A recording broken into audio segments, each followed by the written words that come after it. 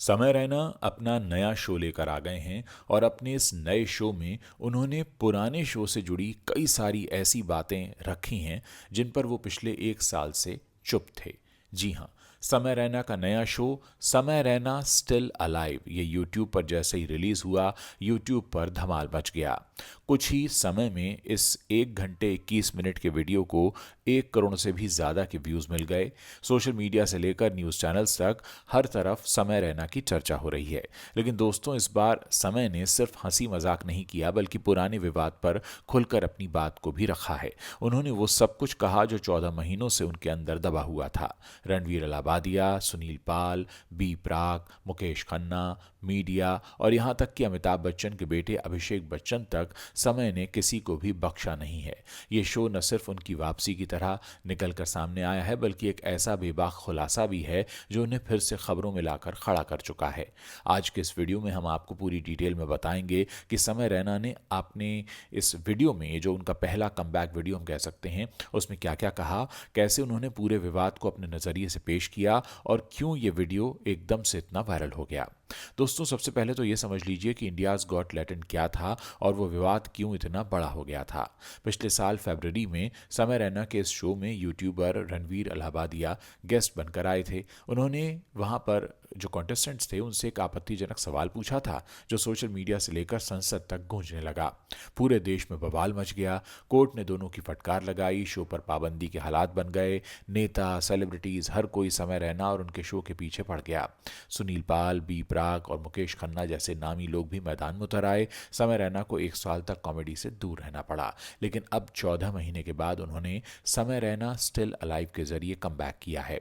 इस शो में समय ने सबसे पहले तो पूरे विवाद पर खुलकर बात की। उन्होंने बताया कि रणवीर अलाहाबादिया ने पूरे शो के दौरान वो जो विवादित वाला सवाल था उसे कम से कम 8 बार पूछा था, लेकिन समय रैना ने इसको जब एडिट किया तो उसे सिर्फ एक ही बार रखा और बाकी 7 हिस्से काट दिए। उन्होंने मज़ेदार अंदाज में ये भी कहा कि मुझे लगा था कि मैंने 99% कीटाणु तो मार दिए हैं, लेकिन सिर्फ 1% से ही पूरा पेंडेमिक हो गया। मतलब साफ था कि उन्होंने शो को जितना हो सके सेफ रखने की कोशिश अपनी तरफ से की थी, लेकिन एक छोटी सी चूक, या यूं कहें कि जो उन्होंने जानबूझकर रखा था, उसने सब कुछ बदल दिया। समय रैना ने आगे कहा कि इस विवाद के बाद असम में उनके खिलाफ एफआईआर दर्ज हुई। जब पुलिस उनके पुणे वाले घर में पहुंची तो वो घबरा गए, लेकिन हकीकत ये थी कि पुणे में उनका कोई घर था ही नहीं। उन्होंने पुलिस पर तंज कसते हुए बताया कि वो तो उस समय कॉलेज के पीजी में रह रहे थे।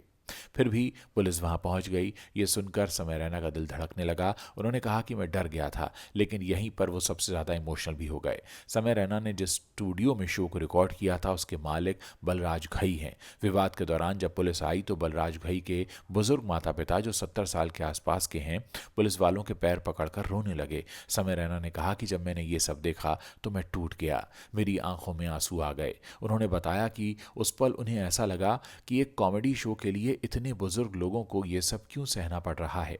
ये दृश्य उन्हें आज भी याद है और वो उसे भूल नहीं पाए हैं।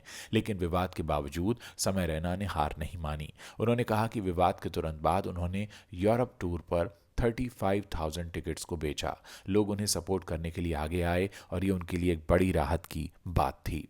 दोस्तों, अब आते हैं शो के सबसे विवादित हिस्से पर, जहां समय रैना ने गोदी मीडिया को खूब सुनाया। उन्होंने साफ साफ कहा कि मीडिया हमारा मजाक उड़ा रहा था। मीडिया कह रहा था कि हम भारत और भारत के युवाओं को बर्बाद कर रहे हैं, लेकिन असल में हम हंसी खुशी फैला रहे थे।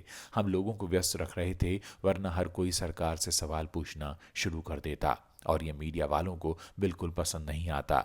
समय रैना ने कहा कि ये बिके हुए भारतीय मीडिया के मुंह पर एक जोरदार तमाचा है। उन्होंने पूरी तरह से मीडिया की आलोचना की और कहा कि हमने कभी किसी को बर्बाद नहीं किया बल्कि हंसाया है। ये बात उन्होंने इतने बेबाक अंदाज में कही कि सोशल मीडिया पर लोग इसे शेयर करते नहीं थक रहे हैं। समय रैना यहाँ पर रुके नहीं। उन्होंने अमिताभ बच्चन के बेटे अभिषेक बच्चन पर भी तंज कसा। उन्होंने कहा कि जब मैं केबीसी शो में गया तो मेरा मन कह रहा था कि अमिताभ सर के आगे ये जोक ना करूं। आपने इतने पोलियो के ऐड किए, लेकिन आपने अपने बेटे को आप अपने पाँव पर खड़ा नहीं कर पाए। ये तंज सीधे सीधे अभिषेक बच्चन के फ्लॉप करियर पर था। समय रैना ने अपने नए शो में उन लोगों पर भी सीधा निशाना साधा जिन्होंने विवाद के दौरान उन्हें टारगेट किया। सबसे पहले रणवीर अलाहाबादिया।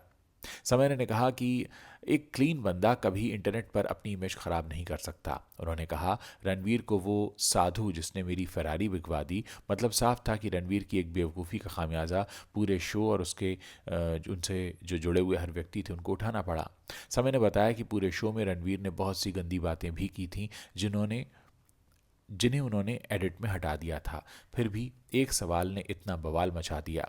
समय रैना ने यह भी कहा कि 5 घंटे तक ये सब चलता रहा और वो बैठे देख रहे थे और उन्हें लग रहा था कि किस तरह से इस एक शो ने उनको पूरी तरीके से ख़त्म कर दिया। हालांकि उनका ये भी कहना है कि क्योंकि इतना बड़ा बवाल हुआ इसलिए उनमें ये हिम्मत आई कि वो इस पूरे विवाद के बाद खुद को एक बार फिर से उठकर खड़ा होकर एक नई तरीके से लोगों के सामने पेश कर सकें।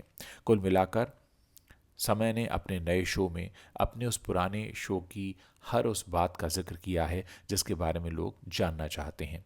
दोस्तों, क्या लगता है आपको, क्या समय ने ये जो पुरानी सारी बातें की हैं ये बोलकर ठीक किया, या आपको लगता है कि उन्हें उस बारे में बात करने की ज़रूरत नहीं थी? इस पूरे मसले पर आप अपनी जो भी राय रखते हैं मेरे इस वीडियो के नीचे कमेंट सेक्शन है, वहाँ लिख कर बता सकते हैं।